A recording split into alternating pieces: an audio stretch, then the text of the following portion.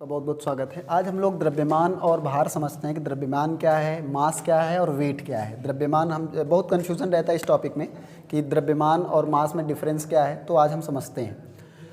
The matter contained in any body is called mass. जैसे मान लीजिए मार्कर है, तो इस मार्कर के बनने में कितनी सामग्री इस्तेमाल हुई है, कितना मटेरियल, कितना मैटर इस्तेमाल हुआ है, इसे हम द्रव्यमान कहते हैं।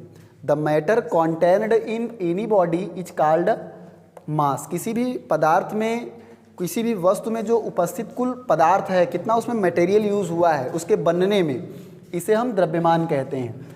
अब वो कोई भी हो सकता है, जैसे मैं हूँ तो मेरे बनने में कुछ मटेरियल यूज़ हुआ है, ये मेरा द्रव्यमान है। It is a scalar quantity, और ये एक स्केलर क्वांटिटी। स्केलर क्वांटिटी समझते हैं जिसमें दिशा बताने की ज़रूरत ना हो। It is a scalar quantity, और इसकी जो यूनिट होती है वो किलोग्राम। इसका जो मात्रक है वो क्या है, किलोग्राम है, केजी। फिर से ध्यान से सुनिए, बहुत कन्फ्यूजन रहता है वेट और मास में, भार में और द्रव्यमान दोनों अलग चीज़। भार अलग चीज़ है, द्रव्यमान अलग चीज़ है। तो the matter contained in any body is called the मास।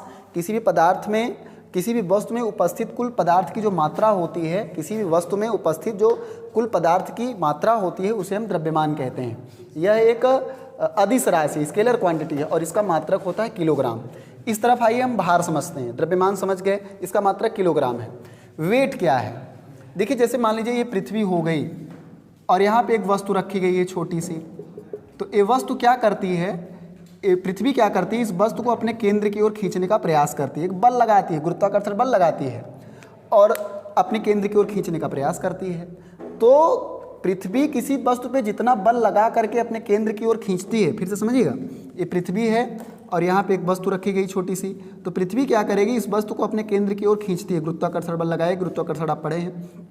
तो पृथ्वी के द्वारा किसी वस्तु पर उसके केंद्र की ओर लगाया गया बल, पृथ्वी के द्वारा किसी वस्तु पर पृथ्वी के केंद्र की ओर लगाया गया बल, यही कहलाता है वेट।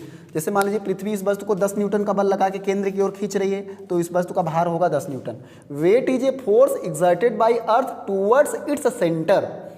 वेट क्या है, एक बल है जो कि किसके द्वारा लगाया जाता है, पृथ्वी के द्वारा। कहाँ, पृथ्वी के केंद्र की ओर। Weight is a force exerted by earth towards its centre. Weight is a force exerted by earth towards its centre. भार क्या है, किसी वस्तु पर पृथ्वी के द्वारा पृथ्वी के केंद्र की ओर लगाया गया बल को ही उस वस्तु का भार कहते हैं।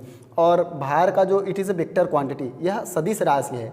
भार क्या है, एक सदिश राशि है, और इट्स यूनिट इज़ न्यूटन।